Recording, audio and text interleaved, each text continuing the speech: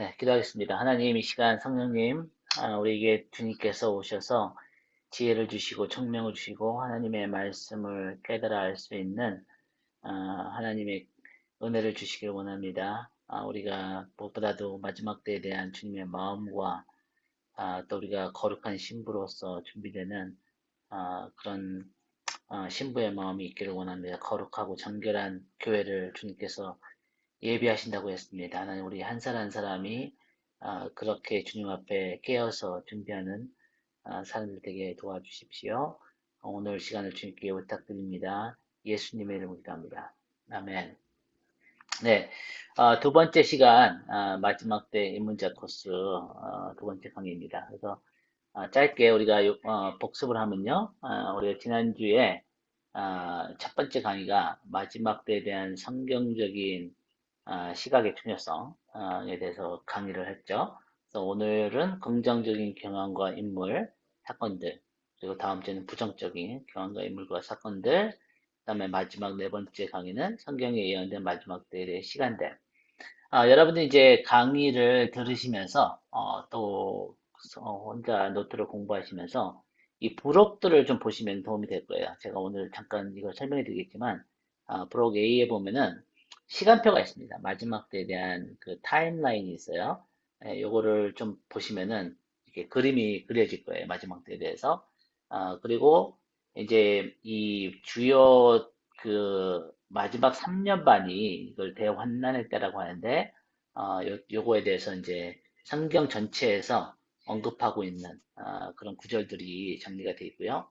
그다음에 이제 마지막 때에 대한 150장에 대한 목록이 프로 F의 31페이지에 있습니다. 그래서 이런 것을 참고하시면서 제가 여러분에게 추천해 드린 거는 성경 말씀을 찾아보라는 거예요. 여기 노트에 나와 있는 말씀들을 하나하나 다 찾아보시면서 여러분들이 스스로 성경과 대화를 하시고 성경으로 문맥 구조 이 상에서 볼 때 이 말씀이 여러분들에게 더 깊이 들어갈 수 있습니다. 그래서 지난주에 우리가 마지막 때에 대한 성경적 시각의 중요성에 대해 얘기하면서 이 마지막 때는 에 대해서는 성경에서 가장 많이 말씀하는 세대다. 그래서 이 마지막 때의 세대에 대해서 150장이 넘는 성경의 말씀들이 있다.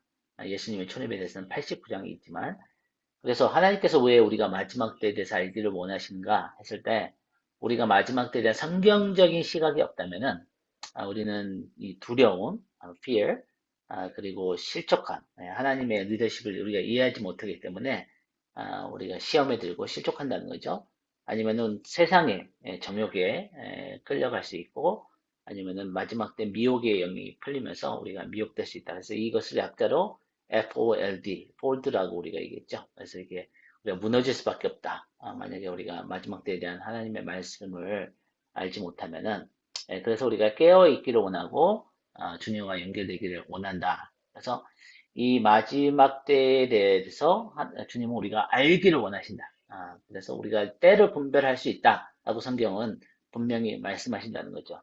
우리가 예수님이 맨날 며칠에 올지는 아무도 모르지만 가까이 왔다는 것을 분명히 알 수 있다. 이것이 성경에서 우리에게 증거하시는 진리다. 이렇게 얘기를 했습니다. 그리고 하나님께서 이제 지혜로운 자들을 일으키셔서 마지막 때에 대해서 성도들을 인도해 주실 거다. 그리고 마지막 때에 대해서는 하나님의 공의의 계획이 풀리는 시간이다. 그래서 이제 의로운 자는 더 의롭게, 악한 자는 더 악하게, 이게 모든 게 추수가 되는 때가 마지막 때다. 우리가 이렇게 얘기를 했습니다. 그래서 하나님께서는 결국에는 최적의 환경을 만드셔서 가장 많은 숫자의 사람들이 가장 깊은 사랑 가운데 최소한의 고통의 수단을 사용하셔서 가장 많은 사람들을 구원하시는, 그리고 그 하나님의 사랑을 방해하는 모든 장애물들을 제거하시기 위한 환경을 만드시는 것이 하나님의 마지막 때의 계획이다. 우리가 이렇게 얘기를 했습니다. 그래서 오늘 두 번째 강의는 긍정적인 경험과 인물들과 그리고 사건들에 대한 내용인데요. 먼저 우리가 짚고 넘어가야 되는, 이해하고 넘어가야 되는 개념이 있죠. 여호와의 날이라고 합니다. 여호와의 날. 이게 삼국 성경에서는, 구약에서는 여호와의 날. 신약 성경에 와서는 주의 날이라고 번역이 되죠. 근데 영어 성경에 보면은 둘 다가 The Day of the Lord예요. 구약도 그렇고 신약도 그렇고 The Day of the Lord. 이 Lord가 이 대문자죠. Lord가 다 대문자예요. 그러니까 이 여호와의 날이라는 뜻이에요. 여호와의 날. 그래서 이 여호와의 날이라는 것은 뭐냐면은 성경에 거의 100번이나 언급되고 있어요. 거의. 예. 왜 이것이 계속해서 강조되고 있냐면 성경에서 100번 이상 나오는 단어가 그렇게 많지 않거든요. 근데 이 여호와의 날이 거의 100번 언급이 되고 있는 이유는 이 날이 굉장히 중요한 날인 거죠. 이것을 우리가 쉽게 얘기하면은 하나님께서 모든 악을 심판하시고 모든 의를 드러내시는 그날이 여호와의 날이라는 거죠. 제가 지난주에도 설명을 드렸지만 예수님께서 초림에서 오실 때는 심판하러 오신 것이 아니라 그랬어요. 복음서에도 그렇게 말씀하셨어요. 예수님께서 오신 것은 심판하러 오신 것이 아니라 세상에 구원을 하시고 은혜를 베풀고 오셨다 그랬지. 초림 때는. 재림 때는 아니에요. 예수님이 다시 십자가에 돌아가시려고 오시는 것이 아니라 재림 때는 예수님께서 공개적인 심판을 하러 오신 날이죠. 네, 그래서 이것이 여호와의 날이라는 거예요. 이 여호와의 날에는 두 가지 이 성격이 있는데 그것은 뭐냐면은 크고 두려운 날이라는 거예요. 크다는 것은 영어로는 great예요. great. 위대한 날이라는 거죠. 그래서 왜 누구에게 위대한 날이냐면은 예수님을 믿는 자들에게는 이 날이 가장 역사상 위대한 날이 될 거예요. 가장 영광스러운 날이 될 것이죠. 그래서 예수님께서 영광의 왕으로 영광 가운데 천사들과 함께 불꽃 가운데 구름을 타고 오신 날이기 때문에 그리고 그 교회의 역사상 가장 큰 부흥이 있을 시간이기 때문에 이 시간에 우리가 이 땅에 살아있다는 것은 성도들로서 엄청난 특권인 거죠. 만약 여러분들이 사도행전 때 한번 살았다, 내가 살고 있었다 한번 상상을 해보세요. 그러면은 기적과 이적이 베풀어지고 성령을 갖다가 하나님께서 부어주시고 복음이 왕성하게 전파되고 구원받는 사람들이 날마다 더해지고 하는 그런 사도행전 때 내가 살았었다. 근데 마지막 때는 그 사도행전과 또 다른 말로 하면 출애굽기 때 내가 한번 살았었다. 모세가 홍해를 가르고 바위를 치니까 물이 나오고 10가지 재앙을 지팡이로 바로와 바로의 군대들에게 행했을 때 하나님께서 하늘에서부터 권능들이 일어나는 그런 놀라운 시대를 내가 살았다. 한번 상상해 보세요. 근데 이 마지막 때는 이 출애굽기와 사도행전의 기적을 더한 몇 배의 하나님의 능력이 풀어지는 날이라는 거죠. 그 때문에 우리에게 위대한 날인데, Great Day라는 거죠. 근데 예수님을 믿지 않는 자들에게는 성경이 계속 반복해서 이 여호와의 날에 대해서 얘기한 것은 뭐냐면은 두려운 날이라는 거죠. 두려운 날. 왜 두려운 날이냐면은 악한 자들을 하나님께서 공개적으로 심판하시는 날이 여호와의 날이기 때문이라는 거예요. 네, 그래서 베드로 사도도 베드로 후서에 보면 3장에 보면은 하나님께서 예수님을 이 재림하지 않는 이유가 더디신 것이 아니라 한 영혼도 멸망치 않고 모든 사람이 구원을 받기 위함이다. 그래서 하나님은 오래 참으시기 때문에 예수님이 아직 안 오신 거다. 이렇게 말씀하는 거죠. 그러니까 예수님이 오시면은 더 이상 회개할 기회가 없는 거죠. 그 모든 사람들을 공개적으로 심판하신 날이 이 예수님의 재림 때인 이 여호와의 날이라는 거죠.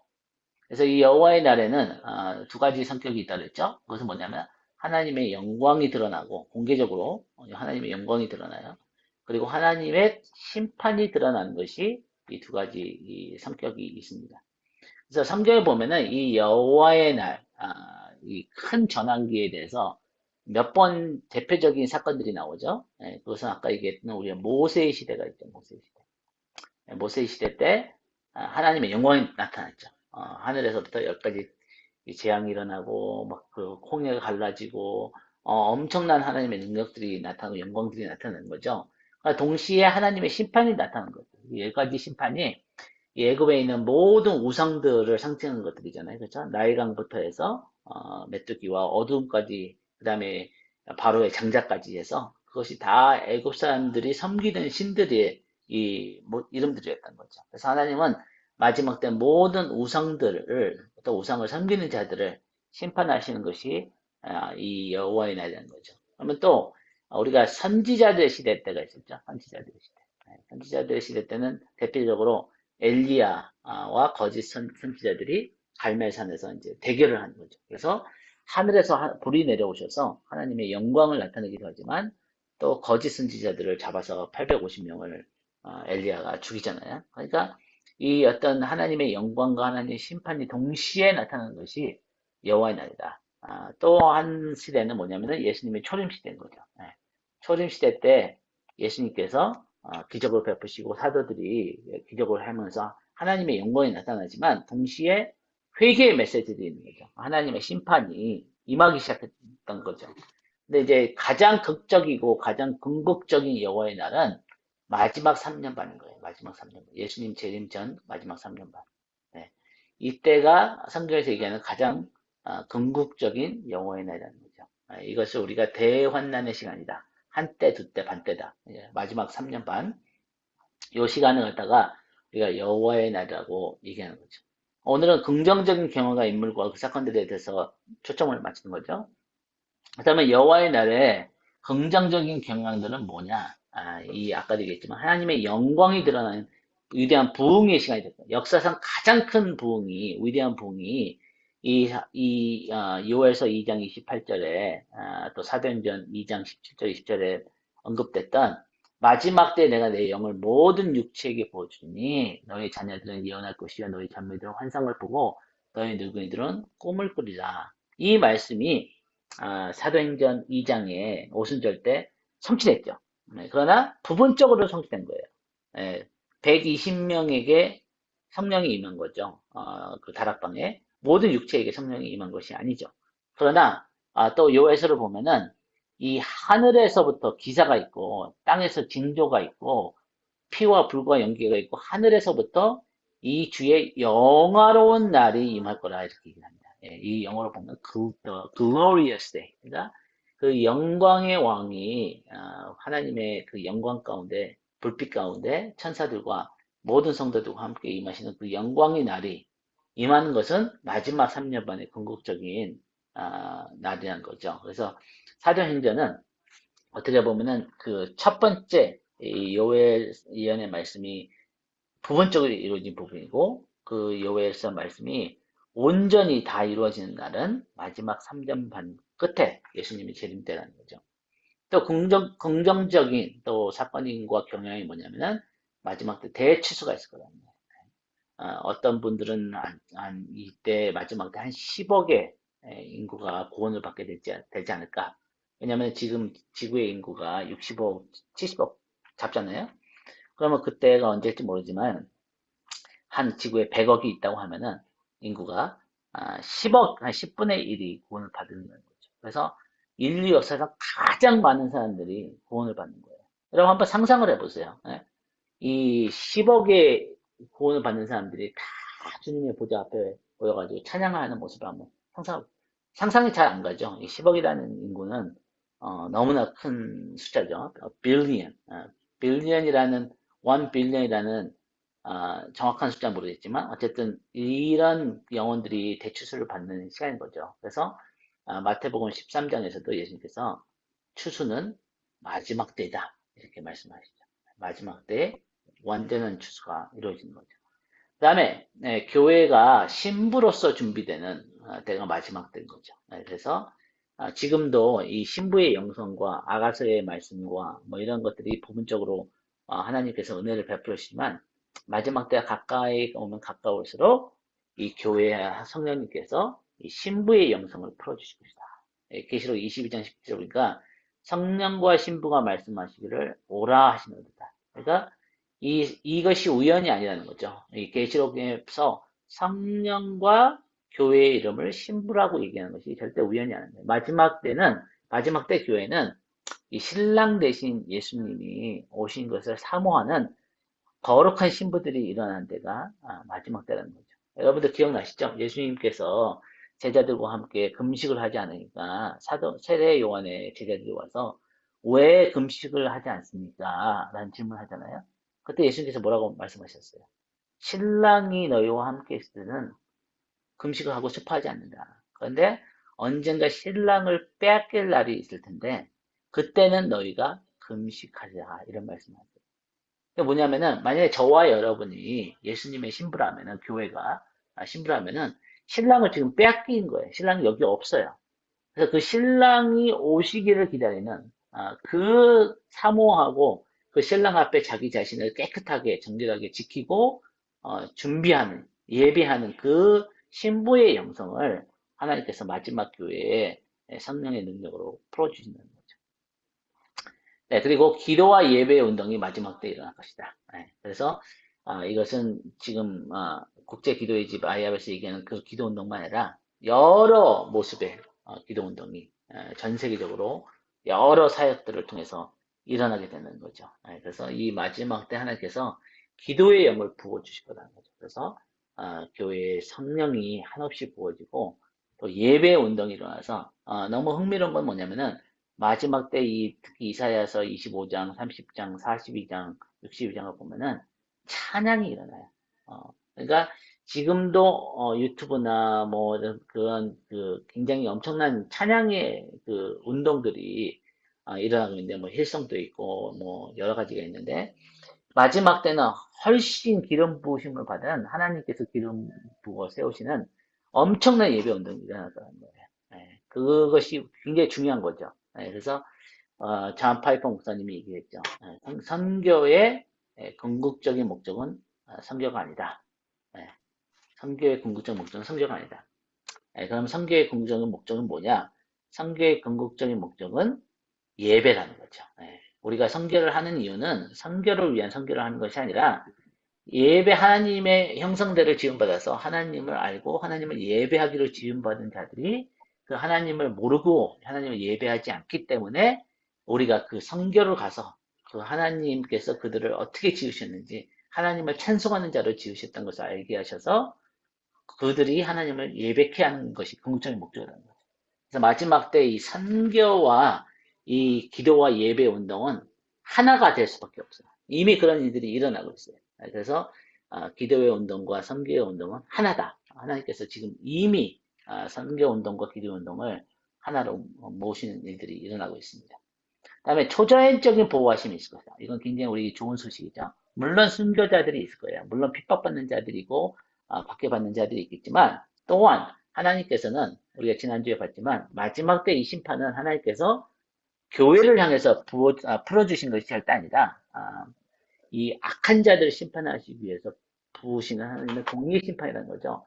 그러니까 이 악한 자들을 심판하신 가운데 하나님의 백성들을 보호하시는 초자연적인 보호가 있을 거란 말이에요. 예를 들자면은 이 이스라엘 백성들이 애굽에서 하나님의 10가지 재앙이 퍼졌을 때 이 이스라엘 백성들이 사는 이 고센 땅은 하나님께서 구별하여서 그곳에서는 이 10가지 재앙이 임하지 않겠다는 거죠. 파리가 임하지 않고 어두움이 임하지 않았고 그 이스라엘 장자들이 죽음을 당하지 아니하고 여러 가지로. 그래서 마지막 때도 하나님께서 이런 초자연적인 그 보호하심을 주실 거다. 그래서 이것을 우리가 뭐라 하냐면은 하나님께서 하나 주시는 자비의 공간이 있을 것이다. pocket of mercy. 하나님께서 주신 자비의 공간이 있을 것이다. 특히 하나님께서 기도하는 백성들 가운데는 이런 기적적인 보호하심이 있겠죠.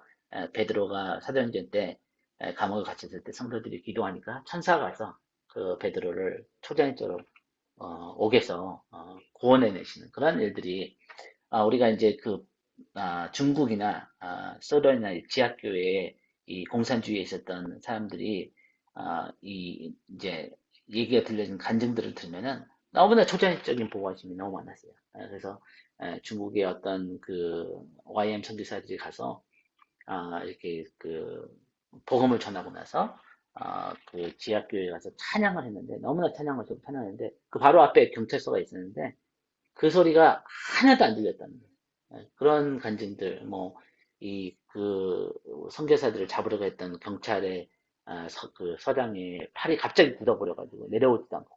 그래서 그 선교사들이 기도해 주니까 그 팔이 내려오고 하는 그런 일들이 지금 현대 우리가 살고 있는, 아마 우리가 알지 못하지만, 나중에는 알게 되겠지만, 북한에서도 그런 일들이 반드시 있을 거라고 저는 믿어요.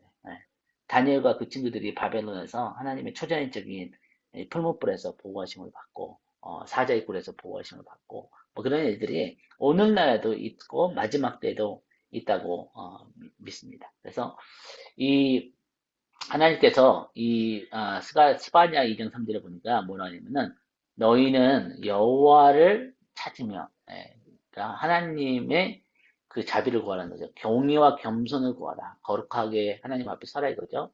그러면 너희가 혹시 여호와의 분노의 날에 아니면 심판의 날에 숨김을 얻으리라 아니면 보호를 받으리라 이런 말씀이 있죠. 그래서 마지막 때 하나님께서 주시는 특별한 보호하심과 인도하심과 공급하심이 있을 거라는 거예요. 초자연적인 보호하심, 인도하심. 이 계시록에 우리가 9장을 보면은 11장을 보면은 이 두 증인이 일어나고 하나님께서 예언의 영을 부셔서 이렇게 초자연적으로 하나님의 백성들을 인도하시죠. 계시록 10장, 11장을 보면은 그리고 이제 그 초자연적인 공급하심이 있을 것이다. 마지막 때. 그래서 이 애굽 땅에서 있었던 이적을 다시 보이겠다라고 미가서 7장 15절 말씀하시죠. 그래서 만나를 주시고 광야에서 물을 주시고 막 이런 초자연적인 공급이 마지막 때도 있을 거라는 거죠. 네, 여호와의 날에 또 긍정적인 인물들과 사건들에 대해서는 우리가 가장 큰 사건은 예수님의 재림이죠. 한번 상상을 해보세요, 여러분. 그 전 세계에 있는 모든 사람들이 볼 수 있게 예수님이 공개적으로 오신 거예요. 네. 그냥 어느 소수에게 오시는 것이 아니라 지구에 있는 모든 사람들이 볼 수 있게 나타나시는 거죠. 그래서 계시록 1장 7절을 보니까 각 사람의 눈이 그를 보게 될 것이다. 모든 사람들이 보게 되는 거죠. 그리고 이제 이 구름을 타고 오시는 것에 대해서도 여러분이 이제 성경 공부를 하면은 굉장히 흥미스러운데 초자연적인 메시아가 구름을 타고 오시는 거예요. 어떤 사람이 구름을 탈 수 없죠. 아무도 탈 수 없죠, 사람은. 근데 메시아가 구름을 타고 오실 것이다.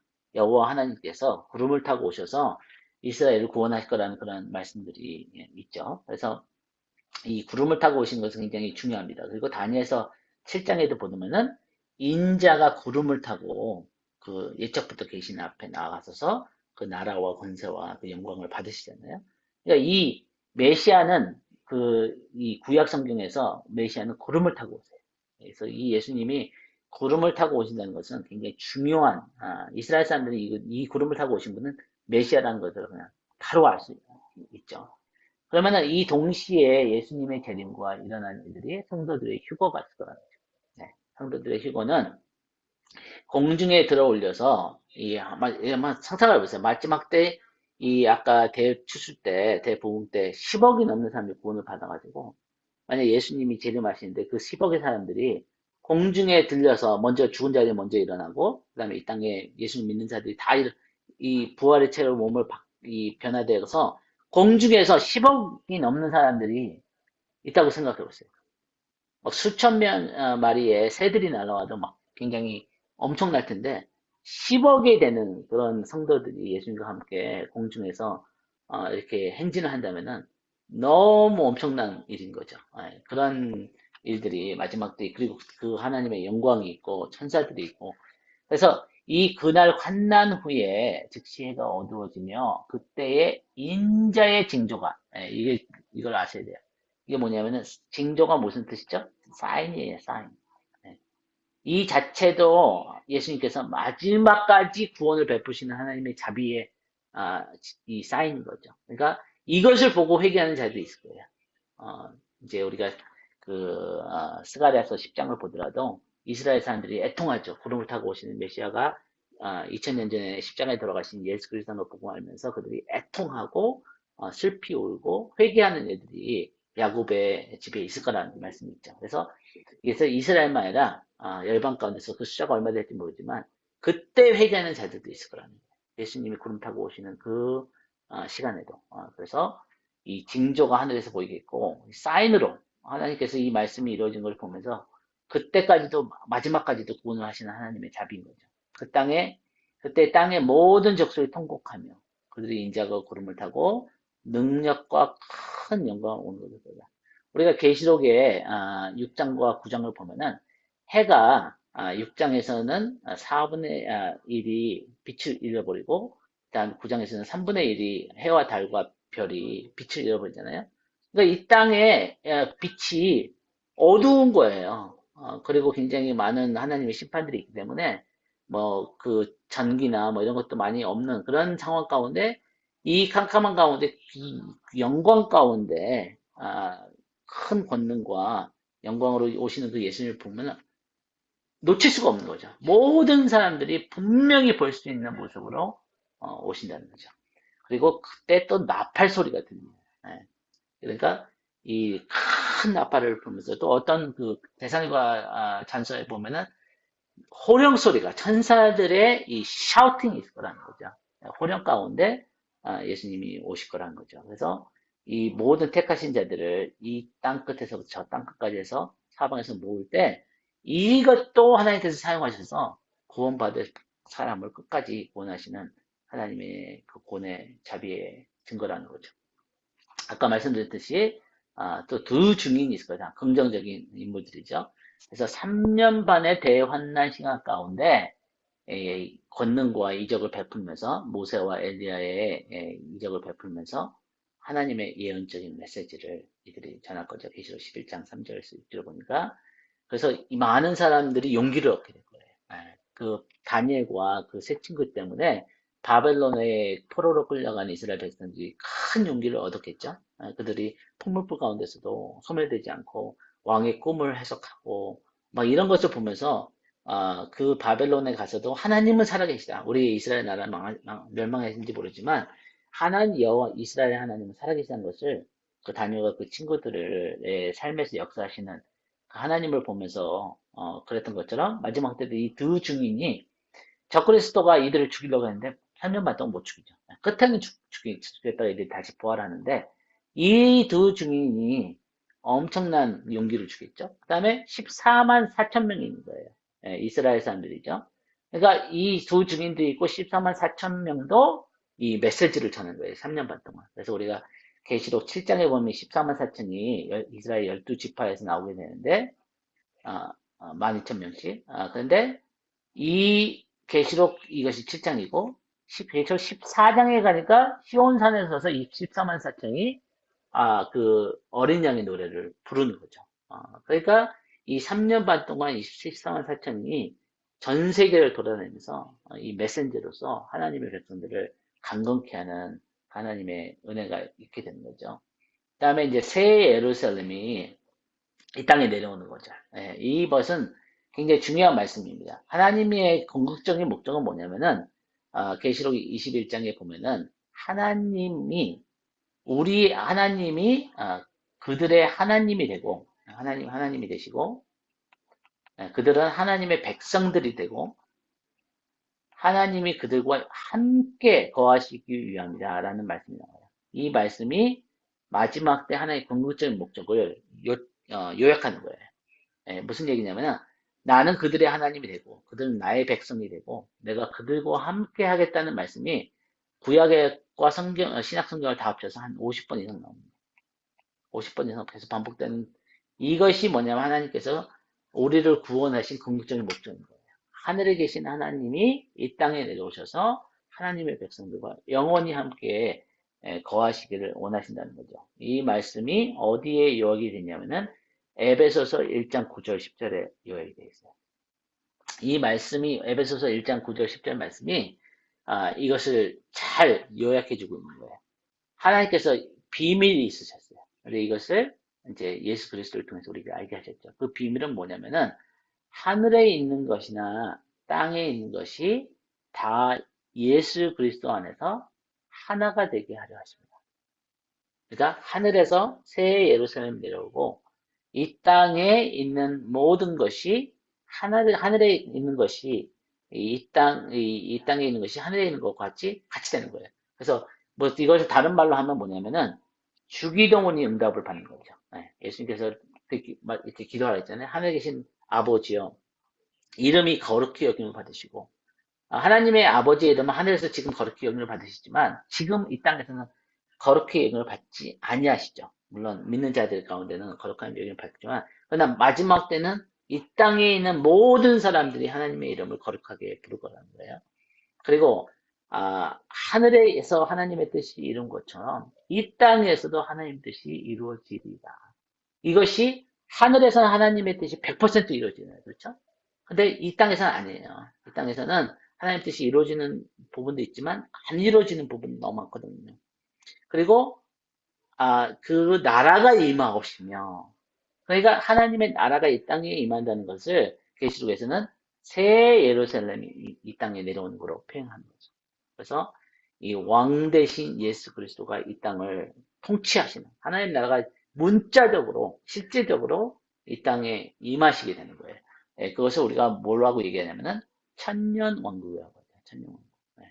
천년 왕은 말 문자 그대로 천년 동안 예수님께서 이 땅에 왕으로 다스리시고 또 우리가 믿는 자들이 그 예수님과 함께 왕노릇하는 함께 다스리는 시간인 거죠.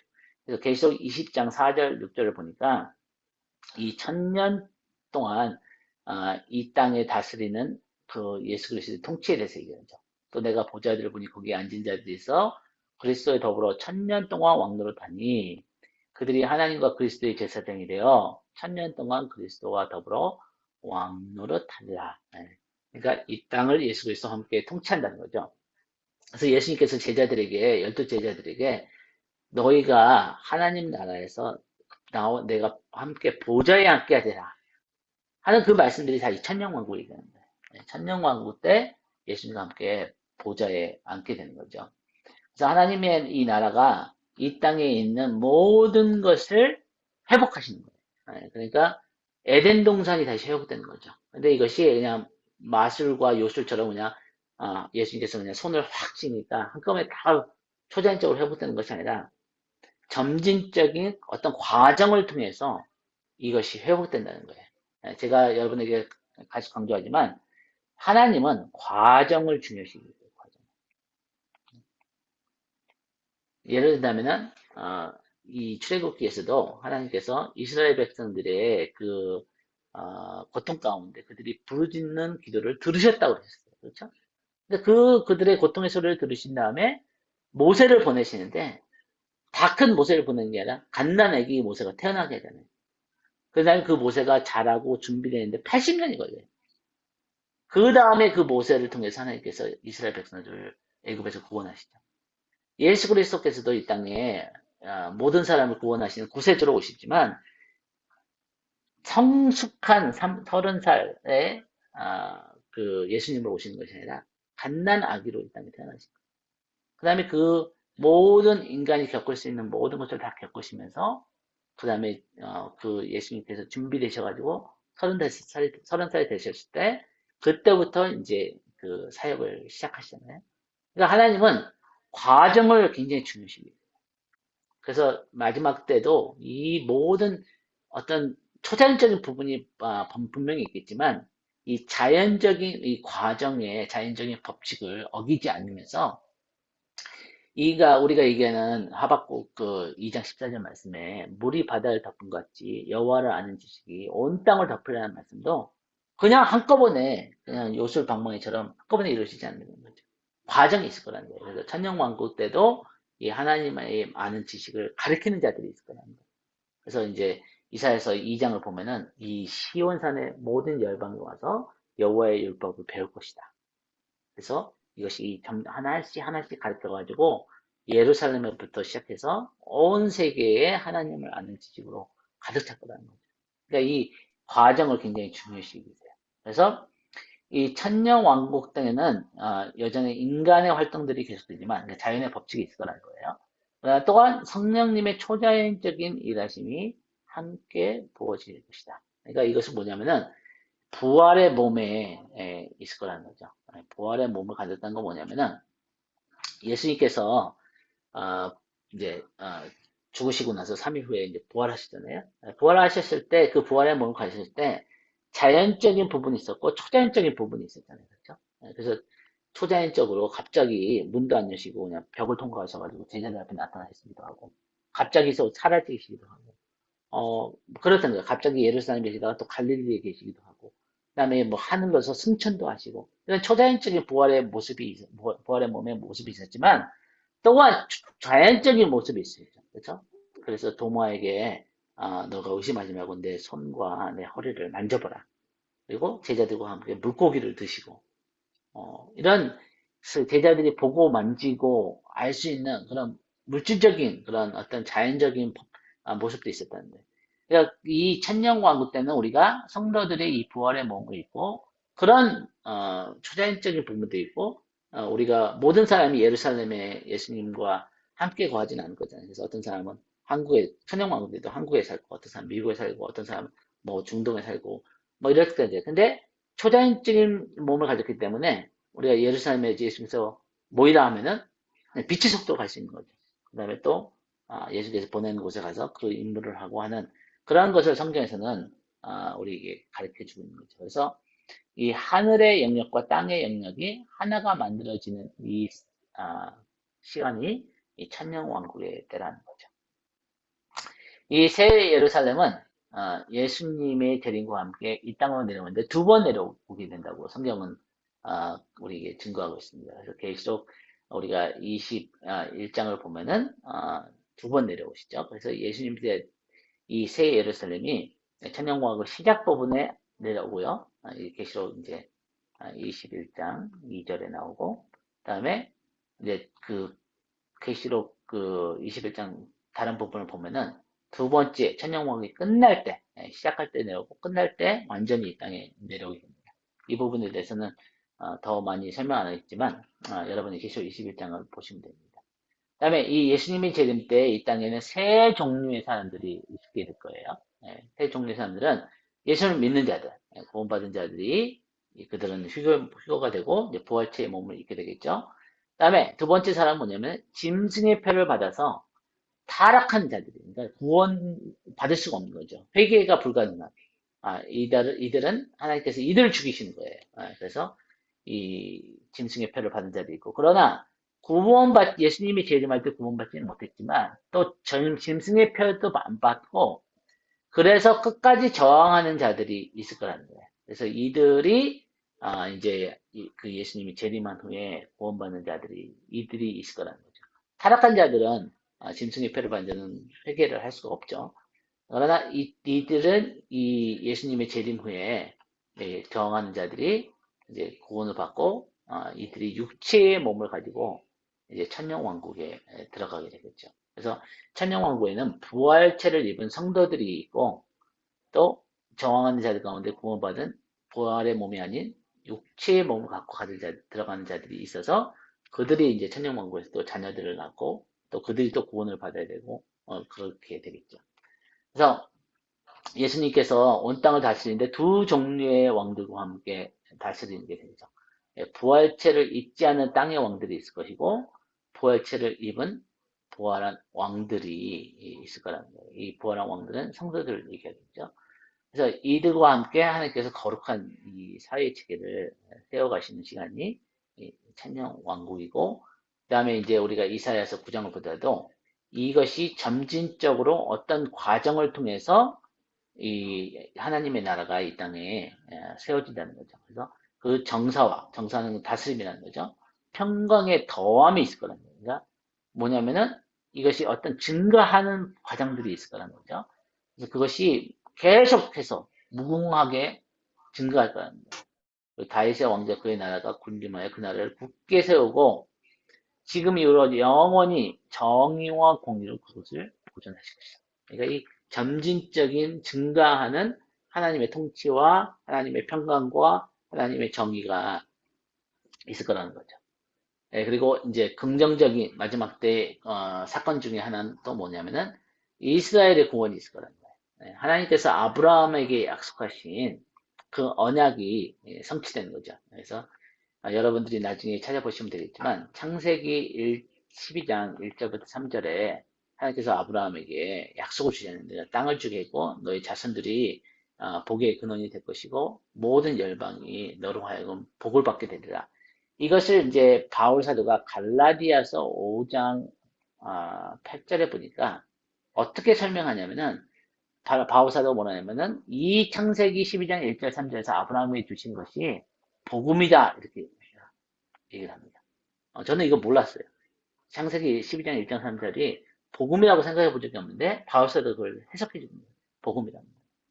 왜 복음이냐면은 복음이라는 것이 구원을 받는 것만 아니라 이 땅에 그 하나님의 아브라함을 통해서 약속하신 그 모든 축복이 이 땅에 회복되는 것이 복음이라는 거예요. 예, 그래서 하나님의 나라의 복음은 개인적인 구원만 아니라 국가적인 구원과 사회적인 구원과 환경적인 구원까지 다 포함하는 거죠. 그러니까 이 땅이 에덴 동산과 같이 회복되고, 그다음에 이 사회와 나라들도 다 예수님의 통치 안에 들어오고 개인들만 아니라 그것이 복음이라는 거예요. 그래서 이스라엘의 모든 민족들이 처음으로 국가적인 구원을 받는 나라가 될 것입니다. 100% 이스라엘이 구원을 받게 되는 것에 대해서 로마서 11장 26절에 얘기합니다. 온 이스라엘이 구원을 받게 된다. 그러니까 이것이 모델이 되는 거예요. 그러니까 온 이스라엘이 구원을 받는다는 건 무슨 의미를 하냐면은 중동 지역도 그렇고 아시아도 그렇고 미국도 그렇고 남미도 북미도 그렇고 아프리카도 그렇고 모든 나라가 구원을 받는 하나의 모델이 이스라엘이 될 거라는 거죠.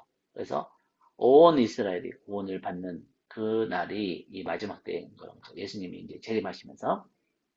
그래서 예수께서 뭐라고 하냐면은 이 예루살렘아 내가 너를 모으려 한 일이 없고 그러나 너희가 원하지 아니하도다. 그런데 내가 너희에게 이르노니 이 마태복음 23장 39절 말씀이 굉장히 중요한 말씀이에요. 내가 너희 이스라엘의 지도자들에게 이르노니 이제부터 너희는 찬송하려다 주의 이름으로 오시니 할 때까지 나를 보지 못하리라. 여기서 무슨 얘기를 하는 것이 주님 말씀하시는 거냐면은 찬송하려다 주의 이름으로 오시는 이여라는 뜻은 뭐냐면은 당신이 우리의 메시아입니다 라고 고백하는 거하고 똑같은 얘기예요.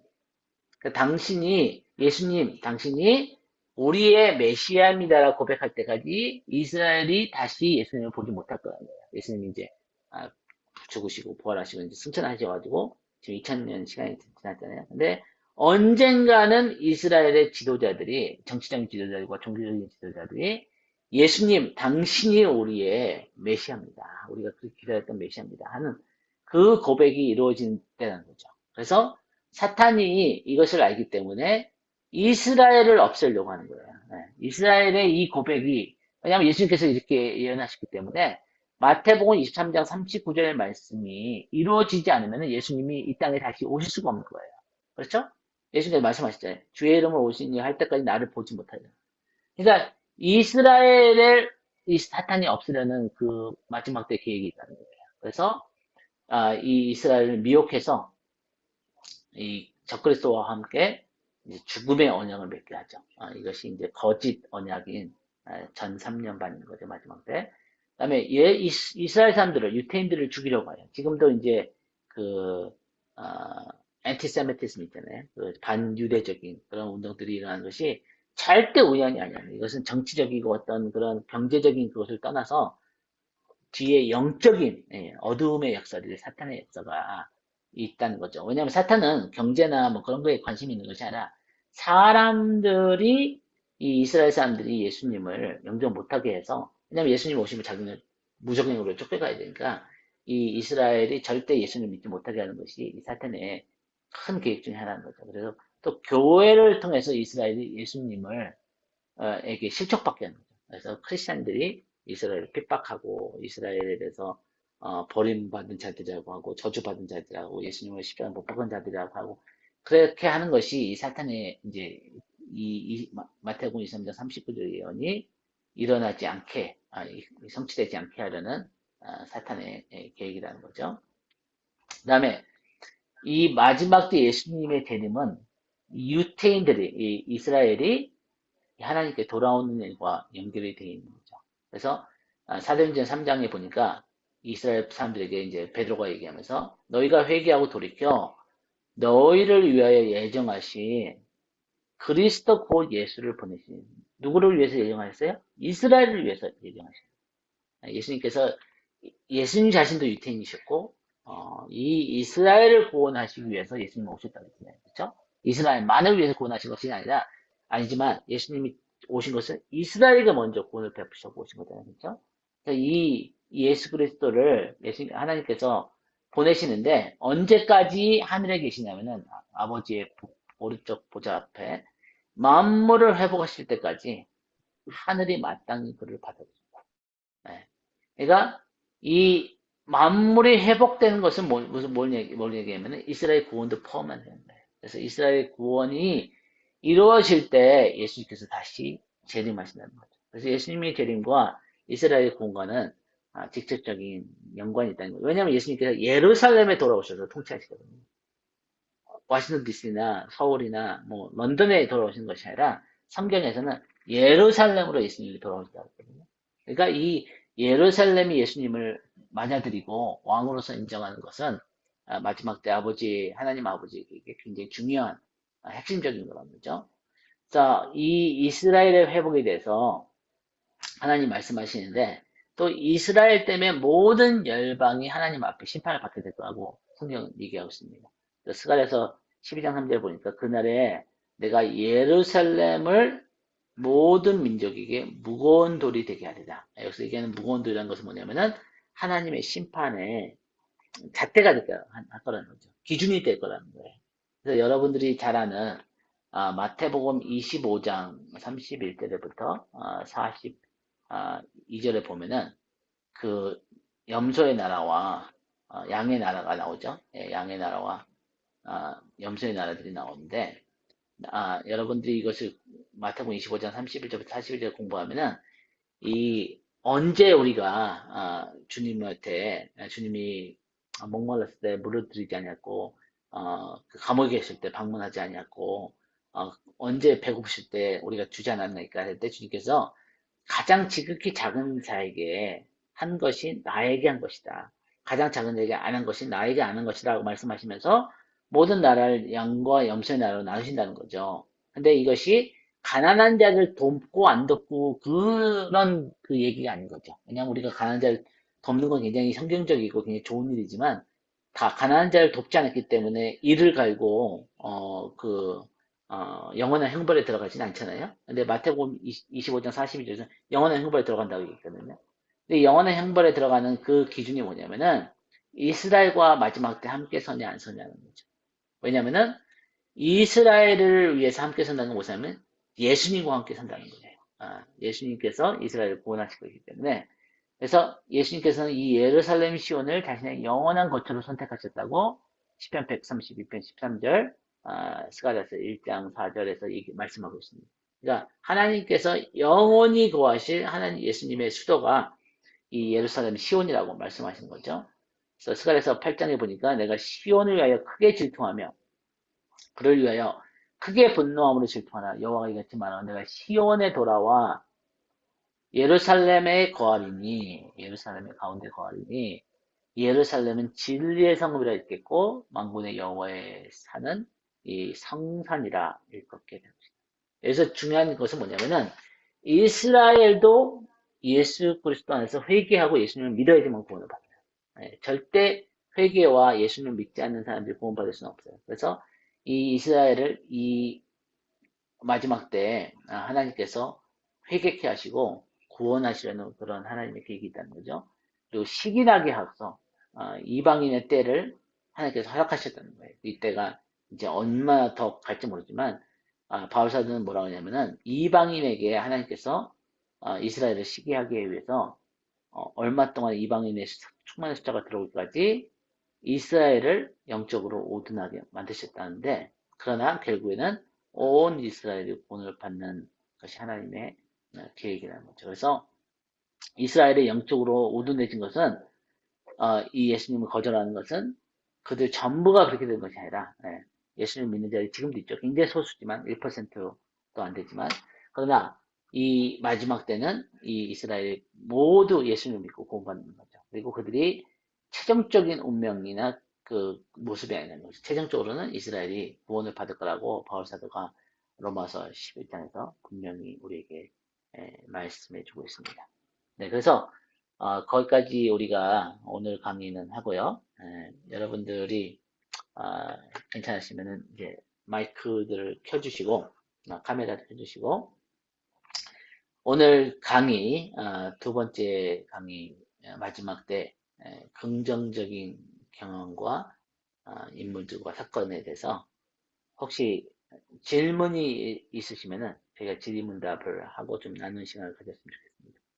잠깐만요. 제가 여러분들 마이크를 켤 수 있게 하겠습니다.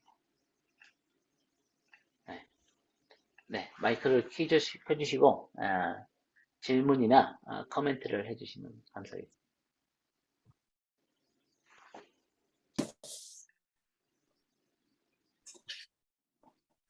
제가 코멘트를 하면요. 네, 들리나요? 네, 잘 들립니다. 네, 저는 여기서 아마 제가 제일 그래도 오래 이 말씀을 들은 사람일 것 같은데요. 어, 오늘 이 말씀이 너무나 요약되고 너무 중요한 말씀이라서 제가 정말 감동하고 이 시간에 제가 함께 할 수 있는 게 너무 감사해요. 네, 네, 감사합니다. 그렇습니다. 네, 네, 우리 백복자 우리 사모님은 여기 아이아베 진짜 오래 계셨죠? 한 15년 되셨나요? 몇 년 됐어요? 넘었죠? 몇 년 됐어요? 17년? 아니에요. 15년 15년? 하고 몇 개월 됐어요. 아니, 어, 2007년에 왔으니까요. 그러셨구나. 네, 공부 열심히 하신 분이. 네, 너무 감동이고 감사합니다. 네, 감사합니다. 네, 지금까지 들은 많은 것들을 다 이렇게 요약이 착착 잘 되는 것 같아서 정말 제가 기대하던 시간입니다. 네, 감사합니다. 네, 감사합니다.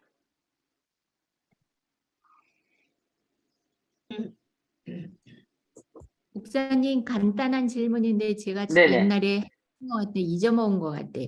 이 두 증인 때문에 많은 그 미혹에 넘어가 그랬잖아요. 근데 이 두 증인을 숫자적인 두 증인으로 유대인 중에서 나오는 건지 아니면 마지막 때에 주님의 오심을 알리는 그 증인의 역할을 하는 많은 사람들이 이스라엘뿐만 아니라 이런 모든 열방에도 퍼져서 사역하는 그런 분들을 말하는지 아니면 성경에 보면 두 증인이 죽었다가 다시 네네. 이렇게 부활하는 그러는 거 보면 둘 같은데 맞아요. 그러면 네. 이스라엘의 유대인 중에서만 나오는 거죠.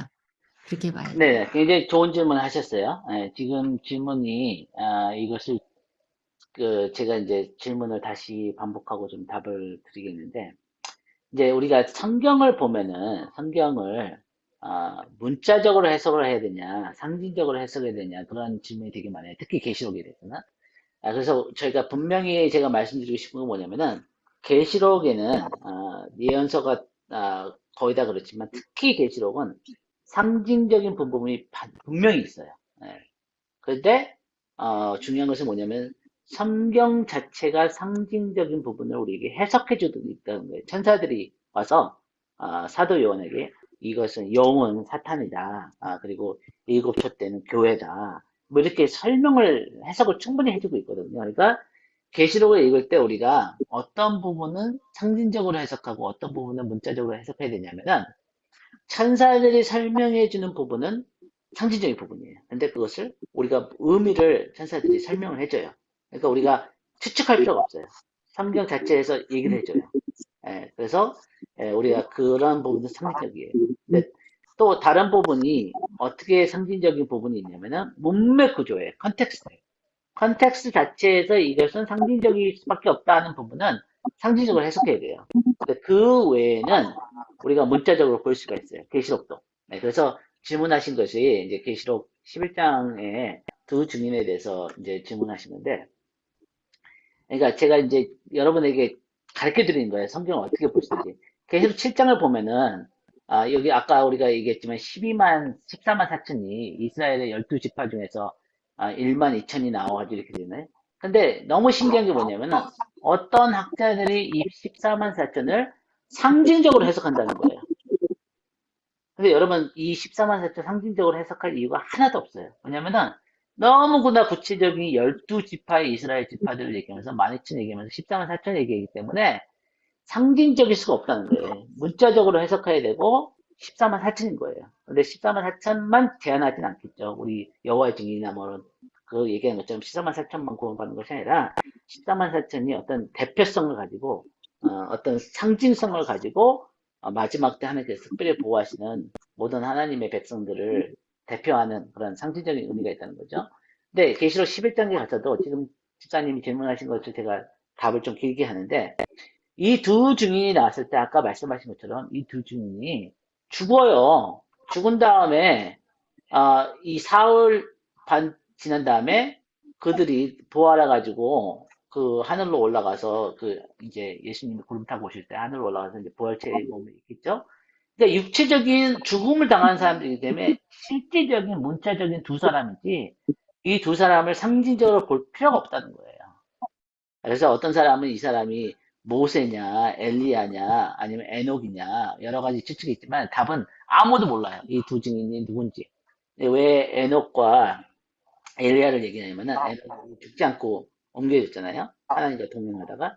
그리고 엘리야도 이제 그 불마차를 타고 이제 하늘로 올라갔기 때문에 그 두 사람이 아닐까. 또 어떤 사람은 엘리야와 그 모세라고 얘기하는 게 이 두 증인이 하는 그 예언과 기적이 굉장히 모세가 행했던 이적과 엘리야가 했던 그 이적과 비슷한 부분들이 있거든요. 예, 이 비가 내리지 못하게 막 하고 엘리야가 했던 것처럼 입에서 막 불이 나오고 막 이런 그 모세가 했던 그런 권능 같은 것들이 행하기 때문에 근데 다 추측에 불과해요. 성경 자체에서는 정확하게 누구라고 얘기하지 않지만 이 사람들이 이스라엘 사람들이 가능성이 굉장히 높죠. 근데 100% 그렇게 얘기할 수가 없어요. 왜냐하면 성경에서 얘기를 하지 않기 때문에. 근데 이 사람들이 예루살렘에서 이제 사역을 하고 예루살렘에서 3년 반 동안 이 사역을 하기 때문에 이스라엘 사람들일 가능성이 굉장히 크죠. 그러나 100%이 사람들이 이스라엘 사람들이라고 얘기할 수는 없지만 이 두 증인을 통해서 하나님께서 이 많은 사람들에게 용기를 주고 이 적그리스도가 죽이려고 하지만 죽일 수 없는 그런 마지막 때 이 적그리스도와 악한 자들이 일어났을 때 얼마나 많은 사람들이 두려워하고 완전 그 혼돈스러워 하겠어요. 그런데 이 두 증인 때문에 큰 용기를 얻고 믿음을 지키는데 큰 힘을 얻겠죠. 네, 그래서 제가 이제 좀 길게 설명했지만 성경 자체에서 상징을 해석하는 부분이나 문맥 구조에서 상징적인 부분을 빼고는 성경은 그냥 있는 그대로 보면 돼요. 왜 제가 이것을 강조하냐면은 너무나 오랫동안 요한계시록이 성도들에게 덮이치게 됐어요. 왜냐하면 목사님들도 나 잘 모르겠다. 그리고 너무 알려고 하지 마라. 그래가지고 잘못된 이단 빠진 사람들이 많다. 근데 만약에 이 계시록을 하나님께서 우리가 알기를 원하지 않으셨다면은 기록도 안 하셨을 거예요. 그렇죠? 그리고 계시록 1장 3절에 보니까 이 말씀을 듣는 자와 읽는 자와 지키는 자가 복이 있다는 특별한 축복을 약속해 주시는데 이것을 어떤 학자들이나 뭐 박사학위 신학 박사들만 이해할 수 있다면은 그들만 그 축복을 받을 수 있는 거예요. 그게 절대 아니라는 거죠. 하나님은 우리가 이해할 수 있는 계시록 우리에게 주셨다는 거예요. 이제 학자들이 너무 가서 복잡하게 막 너무 그 논쟁을 많고 막 그러다 보니까 뭐 힘들게 만들었는데 제가 얘기하고 싶은 것은 뭐냐면은 제가 이제 계시록 강의한 그런 영상들도 있지만 우리가 이해할 수 있고 알 수 있는 계시라는 것을 제가 강조하고 싶어요. 그래서 이 계시록에 보면 천사들이 설명해 준 부분만 보더라도 우리가 많은 것들을 확실하게 알 수 있어요. 명확하게. 왜냐하면 계시록 자체에서 천사들이 와서 설명해 주거든요. 이것은 무슨 뜻이다. 이것은 무슨 뜻이다. 네, 좋은 질문 해주셨습니다. 감사합니다. 너무너무 목사님, 안타까워요. 네, 잠깐만요. 네, 좀 이따 질문해 주시고. 너무너무 안타까워요. 한국교회의 이 계시록의 말씀이 너무나 많은 오해와 많은 그 이단과 어떤 많은 혼돈 때문에 계시록 말씀이 한국교회에 많이 닫혀 있는 그 부분이 너무나 안타까운 거예요. 그래서 물론 우리가 어려운 부분들이 있어요. 그래서 그런 부분들은 굉장히 겸손하게 서로 배우려고 하고 건강한 토론이 있어야 되고 그렇지만 제가 얘기하면 거의 90% 정도는 그냥 성경을 이렇게 읽으면 있는 그대로 읽으면요 우리가 성경 말씀을 이해할 수 있어요. 좀 도움이 필요한 부분도 있지만 네 우리 김대선 예, 말씀하세요. 예. 그 목사님이 강의하시는 역사적 전천년설과 제가 알고 있던 세대주의적 전천전설과 대체적으로 거의 다 일치하는 것 같습니다. 맞아요. 예를 예. 들면은 그 교회가 이스라엘 대체를 하던 대체 신화 이런 게 잘못됐다고 지금 말씀하시고 있는 것이죠. 그러니까 네, 교회의 맞습니다. 구원이 있고 또 이스라엘의 구원이 있다 이렇게 보시는 거죠. 그렇죠? 네네네. 네네. 그리고 조금 하나가 불분명한 게 이 세대주의적 전천연설에서는 7년 대환란이 일어나기 전에 그 예수님이 공중 강림할 때에 이제 성도들이 공중으로 채워 올라가서 이제 주님을 만나고 그 다음에 이제 그 천국에 가서 뭐 그리스도의 심판석에서 상급을 정하는 그러한 심판대에 서게 되고 또 어린 양의 혼인 장치에 했다가 이제 그 7년 대환란이 끝나면서 성도들을 데리고 지상 강림하셔서 이제 뭐 이제 아마겟돈 전쟁 이런 걸 이기시고 이런 식으로 되는데 여기서는 그 휴거와 또 그 지상 재림이요. 그 네. 올리브산에 이제 스가랴서 보면 올리브산에 지상 재림한다고 하시는데 그것이 동시에 일어나는 건가요, 여기서는? 아, 다시 한번 질문해 주세요. 제가 질문 놓쳤는데, 마지막 예, 부분. 제가 조금 이제 의문이 나는 건 뭐냐면은 이제 휴거랑 이 네네네. 역사적 전천연설에서 그 휴거는 이제 공중 강림하실 때 아무래도 그럴 네네네. 텐데 예. 네, 이해했습니다. 네. 그거랑 지상강림이랑 그 시간표가 어떻게 되는 건지 동시에 네네네. 일어나는 건가요? 네네네. 네, 감사합니다. 예. 제가 아까도 말씀드렸지만, 그, 시간표가 있다고 그랬죠? 예, 그걸 보면 좀 답변을 하는데 도움이 되실 거예요. 여러분 보내드린 노트에 25페이지에 보면은, 이 마지막 때 시간표가 있어요. 제가 이제 마지막 강의 때 이것을 다시 한번 커버를 하겠지만, 저희가 보는 이 종말의 시간들의 시간표는 뭐냐면은, 먼저 마지막 7년이 있겠죠. 마지막 7년이 있고 첫 3년 반은 거짓 평화와 해산의 고통의 시간이 되겠죠. 그리고 이제 마지막 3년 반을 대환난의 시간을 보는 거죠. 그래서 이 마지막 7년이 있기 전에 마지막 7년이 있기 전에 있는 시간을 마태복음 24장 8절에서 얘기하는 해산의 고통의 시작이라고 생각해요. 그래서 1948년에 이스라엘 나라가 다시 재건국됐잖아요. 트루먼 대통령과 유엔에 의해서. 그다음에 1967년에 예루살렘이 다시 이스라엘로 돌아오게 되죠. 그러니까 요 이스라엘 나라가 다시 역사 가운데 있게 된 것이 거의 2000년 만에, 1900년 만에 135 AD에, 그러니까 70 AD에 예루살렘이 무너지고 135 AD에 이스라엘 나라가 없어져요. 그래서 모든 이스라엘 백성들이 흩어지게 되죠. 그러니까 135AD에서 1948년 하니까 한 1900년도 됐죠. 1900년 만에 이스라엘 나라가 다시 탄생한 굉장히 중요한 사건이에요. 예언적으로 보면은. 그래서 요때부터 지금 2022년까지 시간을 언제가 얼마나 더 오래될지 모르지만 해설 고통의 시작이 됐습니다. 마지막 7년까지 가까이 오고 있다는 거죠. 아까 말씀하신 질문에 대해서 제가 답을 하면은 이제 세대주의 그 종말론과 역사적인 전천연설의 가장 큰 차이는 뭐냐면은 세대주의는 요 3년 반 앞에 3년 반 후에 예수님이 재림한다는 거죠. 그리고 성도들이 같이 휴거를 당하는 거예요. 예수님이 재림을 이때로 봐요. 첫 재림을. 근데 저희가 믿는 건 뭐냐면은 예수님의 재림은 7년 마지막 시간에, 그러니까 다른 말로 하면은 교회가 대환난을 통과한다는 거예요. 이 마지막 3년 반을 대환난이라고 얘기해요. 그래서 대환난을 통과하냐 안 통과하냐 그 차이가 세대주의하고 이제 역사 전천년살의 이제 가장 큰 차이인데, 우리가 예수님의 재림을 이 마지막 3년 반, 그러니까 7년 마지막 때 요때 예수님이 재림한다고 보는 거예요. 그 이유가 뭐냐면은 우리가 이제 지난주에도 제가 잠깐 설명해 드렸지만 고린도서 15장 51절에 보면은 바울 사도가 마지막 나팔을 불 때 예수님께서 재림하실 것이라고 말씀하세요. 마지막 나팔. 그럼 계시록에서 마지막 나팔이 뭐냐?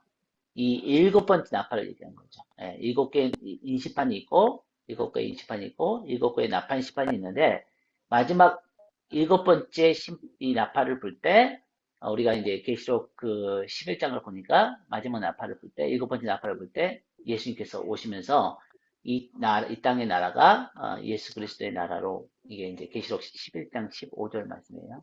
계시록 11장 15절 말씀에 된다는 거죠. 그래서 이 7년 마지막 7년의 끝부분에 아니면 대환날 통과한 후에 예수님의 재림이 있고 그다음에 성도들의 휴거가 있다고 보는 거죠. 그래서 이 예수님의 재림한 후에 이 천년 왕국 동안 이제 그 어린 양의 혼인 잔치가 있다고 저희는 보고 있습니다. 어떻게 답변이 됐나요? 아니요, 제가 아는 거 조금 틀리거든요. 저는 이제 네네. 프리 트리빌레이션 랩처 그래가지고 네네. 그렇죠. 그 대환날 통과하기 전에 이제 그 예, 휴거를 받죠. 네. 처음 이제 그 7년 대환란 시작하기 전에 이제 랩처가 일어난다 이렇게. 여기 이 앞부분에, 예, 예, 요 부분에서 휴거를 받는다고, 예, 예, 예. 그렇게 받으셨다고요? 있죠. 그러셨구나. 그런 예. 것도 있고 또 음, 중간에 있는 것도 있고 지금 말씀하신 대로. 음. 그리고 지상강림은 지금 똑같거든요. 지금 네네, 저기 네. 7년 맞아요. 예, 대환란과 예. 천년왕국 그 사이에 이제 알겠습니다. 지상강림하신다 이렇게. 예, 예.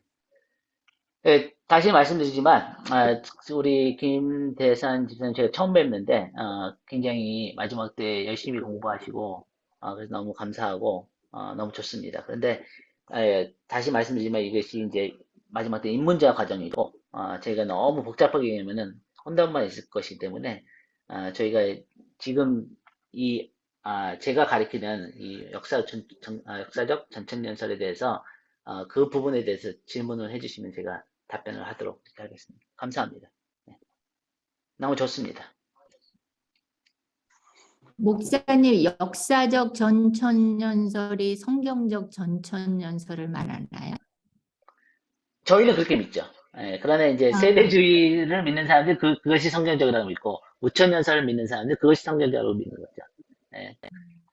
저희는 역사의 전천년설이 가장 성경적이라고 믿죠. 그 이유가 이제 그 예수님의 제자들과 그 초대교회의 한 3세기까지도 그 교부들이 문자적으로 계시록을 받고 상징적 부분만 빼고는 그리고 교회 역사에 보면은 이제 이 세대주의나 이런 무천년설이 굉장히 최근에 생기는 그런 학문들이고 이론들이지 교회 전체 역사를 보면은 무천년설이나 세대주의가 그렇게 가르친 지가 그렇게 오래되지 않는다는 거죠. 예.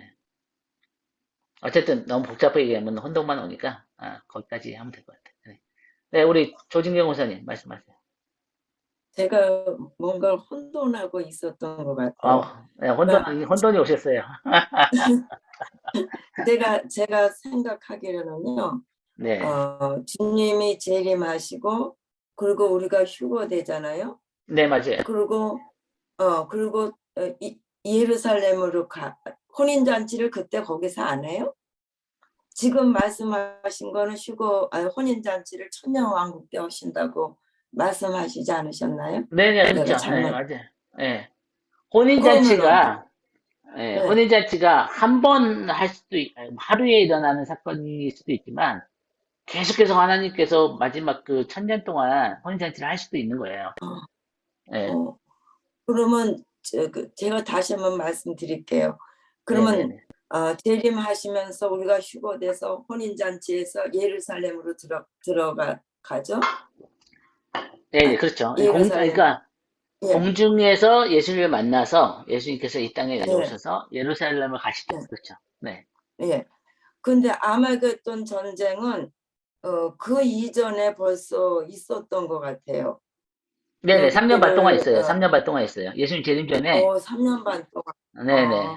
그래서 우리가 그것을 어, 아마겟돈 전쟁이라고 우리가 한국말로 번역을 하는데 더 정확한 음, 번역은 아마겟돈 전쟁 캠페인이라고 얘기하는 게 좋아요. 왜냐하면 한 번 어, 전쟁이 아니라 3년 반 동안 여러 전쟁이 있는 것을 우리가 아마겟돈 캠페인이라고 하죠. 그렇군요. 네네. 그래갖고는 이제 그러니까는 신부들이 올라가서 같이 예수님 따라가서 뒤를 쫓아서 거기서 아마겟돈 전쟁에서 승리해서 들어가는 거 예루살렘 들어가는 네네. 건가요? 네, 예, 예. 예, 예. 이 알겠습니다. 마지막 그 예루살렘 전쟁이 최종적인 전쟁이에요. 네. 그 예루살렘을 아, 위한 전쟁이라고 하죠. 네. 예. 감사합니다. 또 다른 분들.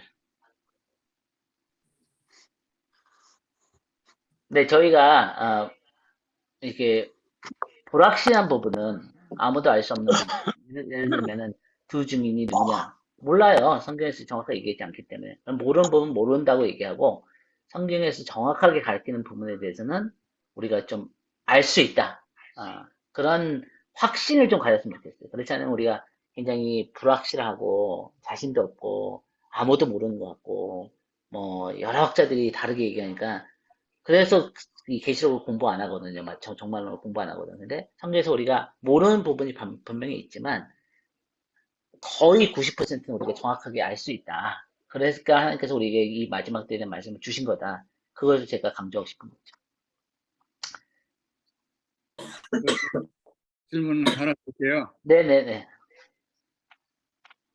그 14만 4천에 대해서 이제 요한계시록에 보면 두 번 나오는 거 알고 있거든요. 네네. 7장하고 14장. 네, 맞습니다. 그런데 그 14만 4천이 같은 14만 4천인가 아니면은 네. 어느 목사님이 요한계시록 말씀하시는데 같은 14만 4천이 아니라고 하는 사람들이 있더라고요. 또 있을 거예요, 아마. 네. 그러고 이제 그러고는 이제 그 14만 4천이 누구이며 그 네네. 사람들의 그 역할이 무엇인가? 네네. 그 부분을 좀 알고 싶습니다.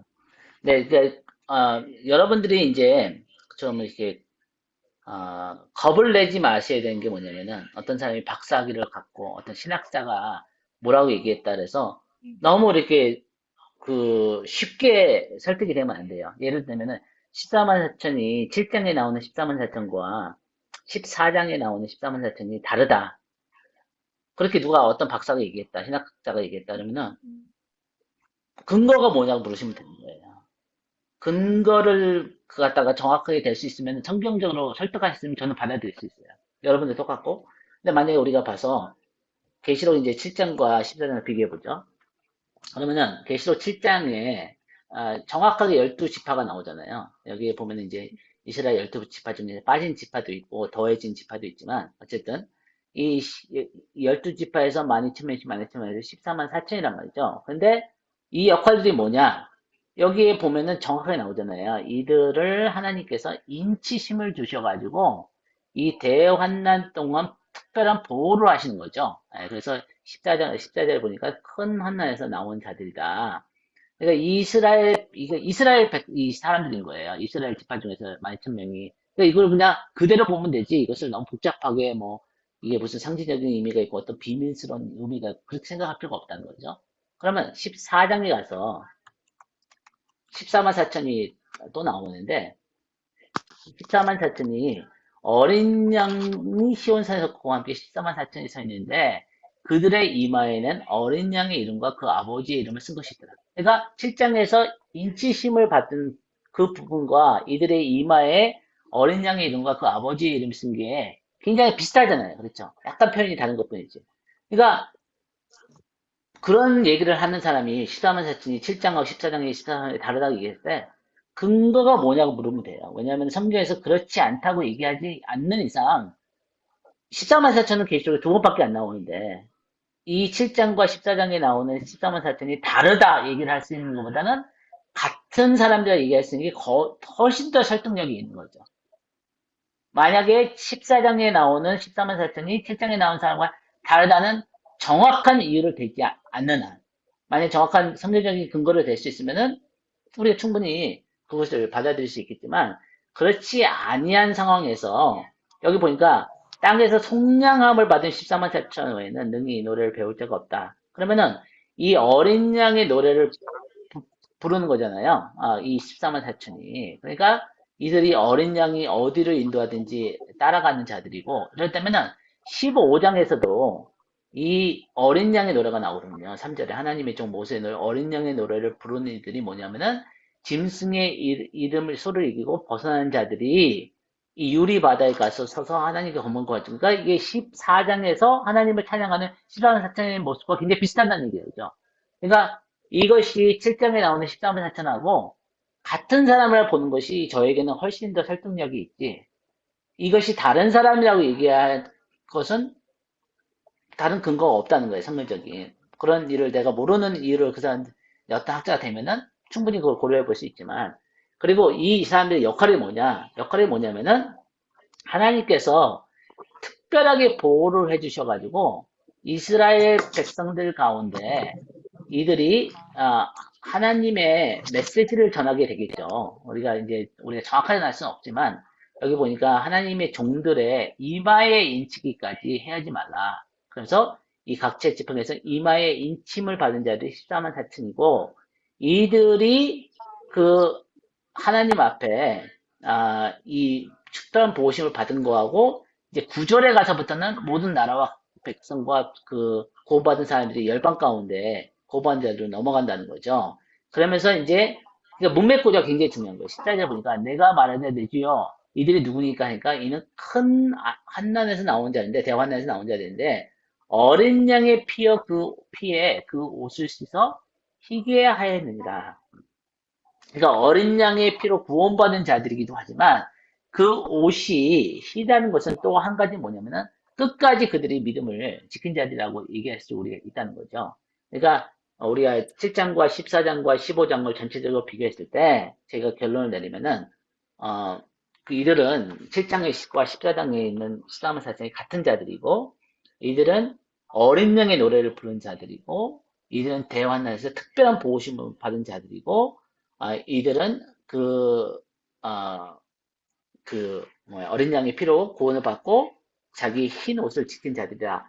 이렇게 우리가 얘기를 하면 될 것 같아요. 그 이상을 얘기하는 것은 추측에 불과하지 않을까 그렇게 생각합니다.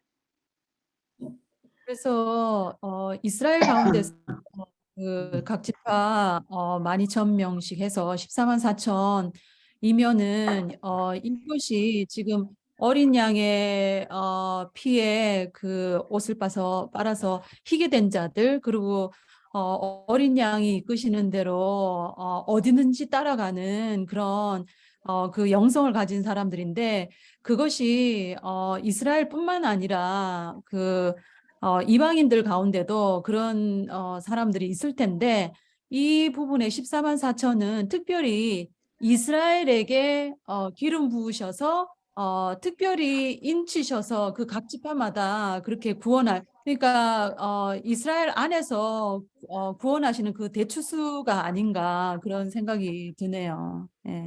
그럴까요? 그럴 수도 있겠죠. 그럴 수도 있는데 중요한 것은 뭐냐면은 우리가 다시 한번 계시록을 보죠. 우리가 정확하게 또 거의 설득력 있게 얘기할 수 있는 게 뭐냐면은 아까 이 14장을 보니까 계시록 14장을 보니까 이 15장에서 그의 우성과 그의 이름의 수를 이기고 벗어난 자들이라고 얘기를 하잖아요. 이들을. 그래서 이제 어린 양의, 모세의 노래가 어린 양의 노래를 부른다 그랬어요. 근데 여기서 이 짐승의 우상과 그의 이름의 수를 이긴 자들이라는 얘기가 굉장히 의미가 있어요. 왜냐면은 이 계시록 7장을 가면은 14만 4천을 갖다가 얘기할 때 여러분들이 이제 계시록을 자세히 공부하면 이것이 이제 알 수 있는데 여기에 이 12지파가 나오잖아요. 이스라엘 12지파가 나오는데 여러분이 가만히 자세하게 이거 보면은 여기서 빠진 지파들이 있어요. 구약에 있는 12지파하고 계시록 7장에 있는 12지파가 약간 다른 점이 있어요. 어떤 지파가 빠졌냐면 단이 빠졌고 단 지파가 빠졌고 에브라임 지파가 빠졌어요. 그래 단 지파와 에브라임 지파는 우리 여러분이 이제 구약 성경을 공부하신 분들은 알지만 우상을 섬기는 가장 대표적인 지파들이었어요. 에브라임은 바로 남유다와 가장 가까운 데 있었고 단 지파는 가장 북쪽에 있었고 그래서 이 예루살렘은 가장 멀을수록 이렇게 우상을 더 많이 섬겼는데 어쨌든 단 지파하고 에브라임 지파가 빠졌어요. 이 문구에서. 그리고 레이 지파하고 요셉 지파가 들어갔어요. 레이 지파는 원래 12지파에 안 들어가거든요. 땅을 따로 주지 않았기 때문에. 그리고 요셉 지파가 없어요. 요셉 지파는 그 베냐민하고 누구죠? 그 형제. 요셉에게 따로 준 게 없는데 여기 요셉 지파가 들어갔다는 거죠. 그래서 어쨌든 제가 얘기하고 싶은 요점은 뭐냐면은 우상을 섬기는 지파들이 제외됐다는 거예요. 그리고 이 끝까지 믿음을 지키는 그런 충성된 자들이 포함이 됐다는 거죠. 그래서 그 부분을 계시록에서 강조하는 것이 아닐까 라고 저희가 얘기를 할 수 있다고 생각합니다.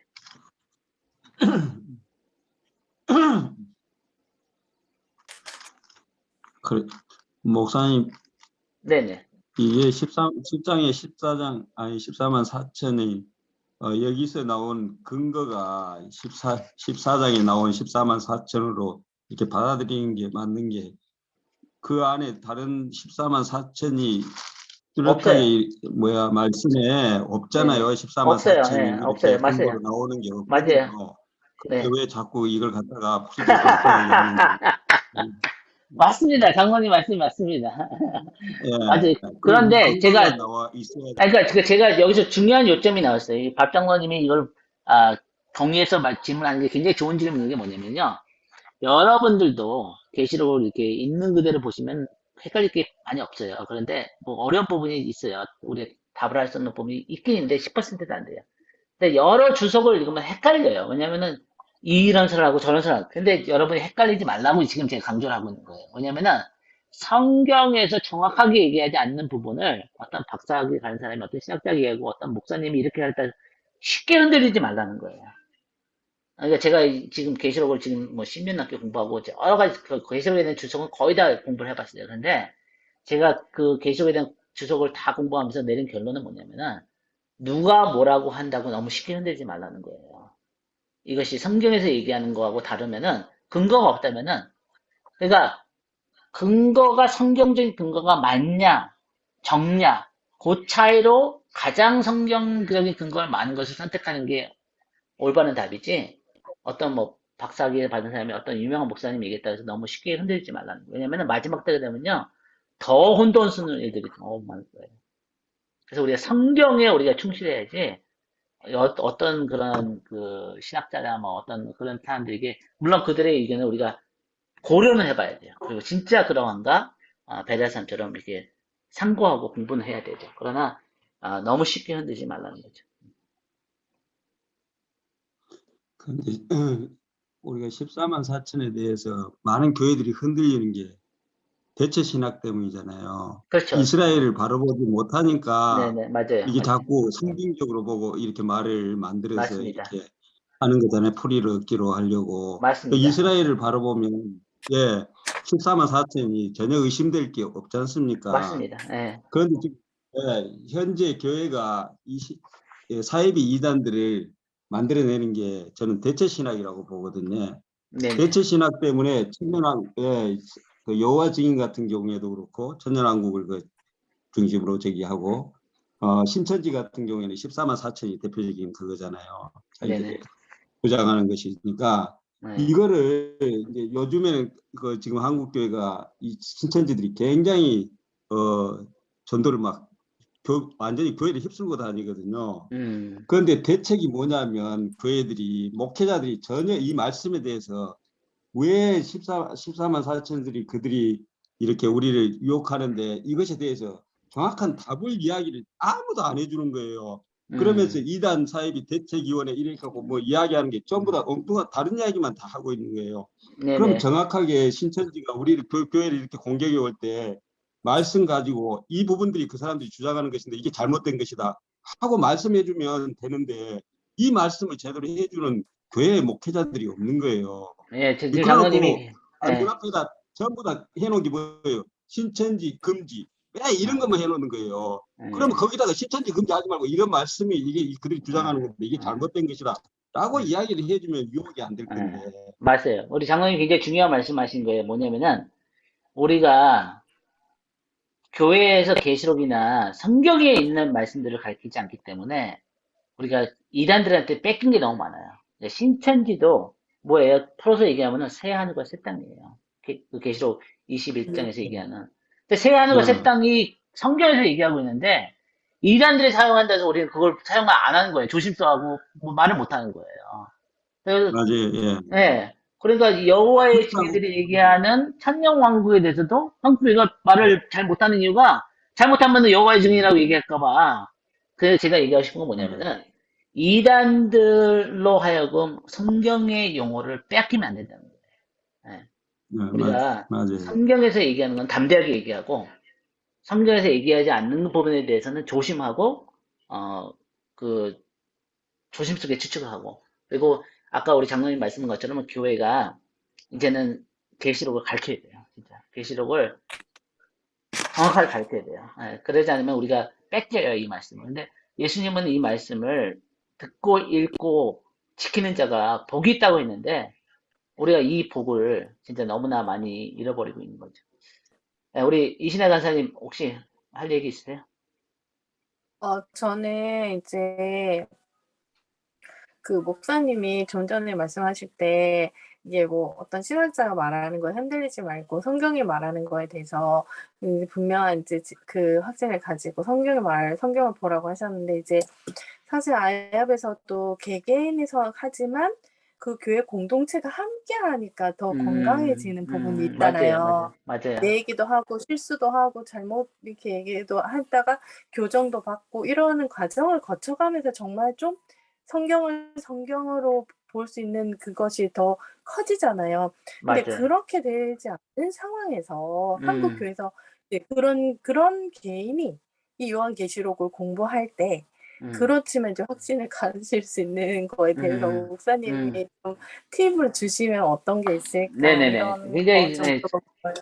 네, 굉장히 좋은 것을 지금 얘기했어요. 그게 뭐냐면은, 여러분, 우리가 성경 말씀은 하나님의 말씀이에요. 그렇죠? 그래서 성경 말씀을 우리가 최고의 권위로 우리가 인정하는 게 우리 기독교인의 근본이잖아요. 그렇죠? 어떤 학자가 얘기하고 어떤 박사가 얘기해도 그것이 성경적이 아니면 담대하게 우리 거절할 수 있어야 되는 거죠. 그러나 지금 얘기하는 건 뭐냐면은 우리 한국 교회가 건강한 토론이 좀 부족해요. 그 뭐냐면은 목사님이 얘기하면은 목사님이 얘기했기 때문에 목사님이 제일 잘 알기 때문에 목사님이 얘기한 거에 대해서 질문을 안 하는 거예요. 의문을 안 갖는 거예요. 근데 이제 어떤 분이 그런 얘기를 했잖아요. 의문을 안 가진 믿음은 뭐라 그랬죠? 영어로 이렇게 의문을 갖지 못한 믿음은 이렇게 증명되지 않는 믿음이다. 이런 얘기가 있어요. 무슨 얘기냐면은 괜찮아요. 그냥 보통 때는 괜찮아요. 그냥 목사님 하라는 대로 이렇게 상생활 잘하고 그래도 괜찮아요. 그런데 위기가 닥치면요. 내 개인적인 의기나 어떤 사회적인 의기나 그런 게 닥치면은 내가 진짜 뭐를 믿는 거지? 그 질문을 할 수밖에 없다는 거죠. 그래서 제가 지금 얘기하고 싶은 건 뭐냐면 우리 신의 간사님도 얘기했지만 우리가 건강한 토론이 있어야 돼요.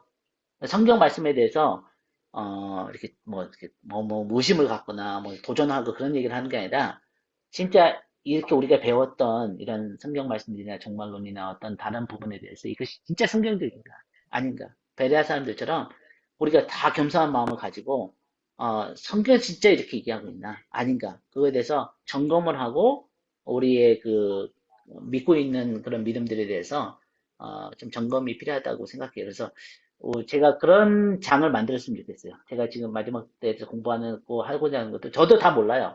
그러나 제가는 계시록이나 이런 부분에 대해서 웬만한 학자들 책은 다 읽어봤기 때문에 쉽게 흔들지 않아요. 저는 어떤 이제 옛날에 다 그랬어요. 저도 굉장히 혼돈이 많았어요. 이 사람 얘기하면 이런 거 같고 저 사람 얘기하면 저런 거 같고 그런데 지금은 아니에요. 왜냐면 지금은 어떤 기준이 세워졌기 때문에 어떤 사람들이 얘기하면 그 사람이 얘기하는 게 설득력이 없다. 성경적으로. 근데 어떤 사람이 얘기하면 그 사람이 얘기하는 게 훨씬 더 성경적으로 설득력이 있다는 분별력이 생겼어요. 근데 그것이 이제 많은 질문들과 많은 토론과 건강한 토론과 솔직한 정직한 대화들과 성경을 펴놓고 같이 고민하고 이런 과정 등을 통해서 생긴 거지 갑자기 생기지는 않았다는 거죠. 그래서 그런 장이 우리가 서로 만들었으면 좋겠어요. 네. 우리 한희진 사모님 혹시 나누고 있어요? 저는 질문은 아니고요. 네. 그 이제 요한계시록이랑 에 대해서 공부하는 것에 대해서 계속적으로 하나님께서 여러 가지를 통해서 잘하고 있다라고 컨퍼메이션을 주시는데 그 중에 하나를 좀 제가 최근에 제가 있는 지역이 이제 전라남도 쪽으로 지금 가서 있는 그 일제시대 때 굉장히 근데 그 지역에서 박해가 있었던 이유가 일주일 때 마지막 때 그 말세 신앙에 대해서 가르치지 말라. 네, 교회에서 오면은 이렇게 어떤 교회의 목사님들이나 전도사님들을 이제 결국은 투옥하고 2년씩 그래서 돌아가시기도 하고 뭐 이랬던 역사들을 좀 알게 되었어요. 근데 제가 왜 이렇게 엔드타임에 대해서 관심이 있었는데 네, 첫째로 제가 회개했던 거는 내가 너무나 편리한 시대를 타임에 대해서 관심이 없었구나. 우리 정말 너무나 힘든 상황에 있으셨기 때문에 정말 소망이 예수님의 구원밖에 없었기 때문에 이렇게 엔드타임에 대해서 가르치시고 그 예수님을 위해서 기꺼이 감옥도 가고 죽기도 하고 이렇게 하셨구나라는 거를 알면서 내가 너무 진짜 좀 내 스스로에 대해서 좀 회개하고요.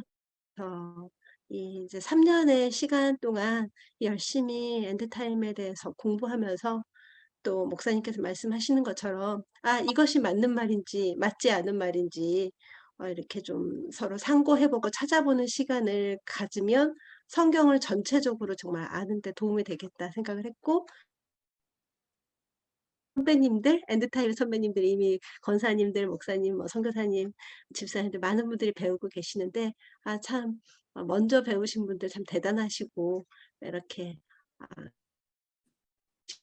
참 같이 끝까지 잘 했으면 좋겠다 생각하고 또 앞으로 대환란이 오는 것들은 다 아는 했으면 좋겠다는 생각이 들었습니다. 네, 감사합니다. 나와주셔서 감사합니다. 아까 얘기하는데 제가 기억이 나는데, 여러분들이 한국 교회 역사를 한번 찾아보시면은, 우리 한국 교회는 일제시대와 그런 걸 겪어서 그런지도 모르겠지만, 한국 교회 초창기 때는 역사 전천연설이었어요. 100%. 대환난 통과설이었어요. 그리고 성경에서 교회가 환난을 통과하지 않고 휴거를 당하겠다는 구절은 한 구절도 없어요. 한 구절도 없어요. 그것을 한번 찾아볼 수 있는 사람이 있으면 찾아보세요. 구절에 한 구절도 없어요. 교회가 환난을 통과하지 않겠다는 거. 그런데 교회가 환난을 통과한다는 구절들은 있어요. 그래서 제가 얘기하고 싶은 건 뭐냐면은 한국 교회도 그렇고 초대교회도 그렇고 지금 핍박받는 교회들도 그렇고 지하 교회들은요 100% 대환난 통과설을 믿어요. 100%. 그래서 우리가 물론 대환난을 통과하지 않으면 좋겠지만 만약 성경에서 대환난을 통과한다고 얘기하면은 그게 우리 세대가 될지 우리 자녀들의 세대가 될지 모르지만 준비를 해야 된다는 거예요. 그게 성경에서 말씀하고자 하는 요점인 거죠. 그래서 우리가 영적으로 그리고 예수님은 대환난을 통과할 때 영적인 준비에 대해서만 말씀하셨어요. 너가 양식을 비축해 놓고 총 연습을 하고 그런 걸 얘기하지 않으셨어요. 영적인 깨어서 기도하고 이렇게 그 영적인 준비에 대해서만 강조하셨어요. 왜냐면은 영혼이 가장 중요하기 때문에. 그리고 아무리 우리가 총을 많이 쏴놓고 먹을 것을 많이 쏴놓고 한다 할지라도 적그리스도 군대한테 다 뺏겨요.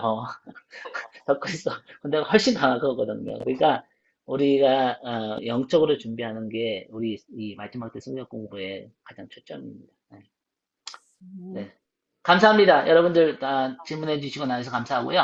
우리 다음 주에 3번째 강의 시간 갖고 그다음에 이제 저희가 웹사이트를 준비하고 있어요. 그래서 그 온라인 저희가 이제 저희 부부가 강의한 거 지난 몇 년 동안 강의한 아가서나 다윗의 삶이나 또 엔드타임이나 산상수훈이나 이런 그 자료실을 준비하고 있기 때문에 그것이 이제 한 1, 2주 안에 준비되면은 저희가 이제 광고하고 알려드리겠습니다. 네, 우리 이신혜 간사님 기도해주고 마치죠.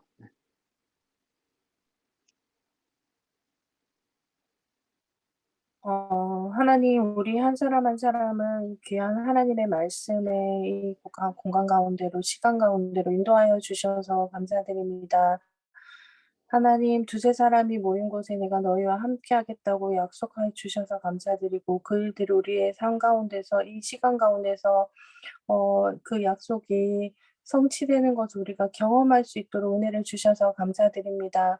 하나님 이 말씀을 우리 마음 가운데 더 깊이 오게 하시고 이 말씀으로 우리가 정말 이 말씀으로 하나님을 더 깊이 사랑하고 정말 자신을 사랑하고 이웃을 사랑하는 자리에까지 아멘. 더 깊이 나갈 수 있도록 은혜를 허락하여 주시고 하나님 우리가 어리석은 자가 되지 않게 하시고 정말 깨어 기도하는 자가 될 수 있도록 은혜를 더해 주시기를 원합니다. 특별히 하나님 우리 가운데 정말 세례 요한과 같은 마음을 허락해 주셔서 정말 이제 다시 오실 그 예수님을 향한 그 갈망하는 마음을 허락하여 주시고 그것을 우리가 마음에 담을 뿐만 아니라 일어나 외칠 수 있는 은혜 또한 허락해 주시기를 소원합니다. 감사드리고 예수님 이름으로 기도하였습니다. 아멘. 네. 네, 감사합니다, 여러분. 다음 주에 뵐게요. 네, 감사합니다. 감사합니다.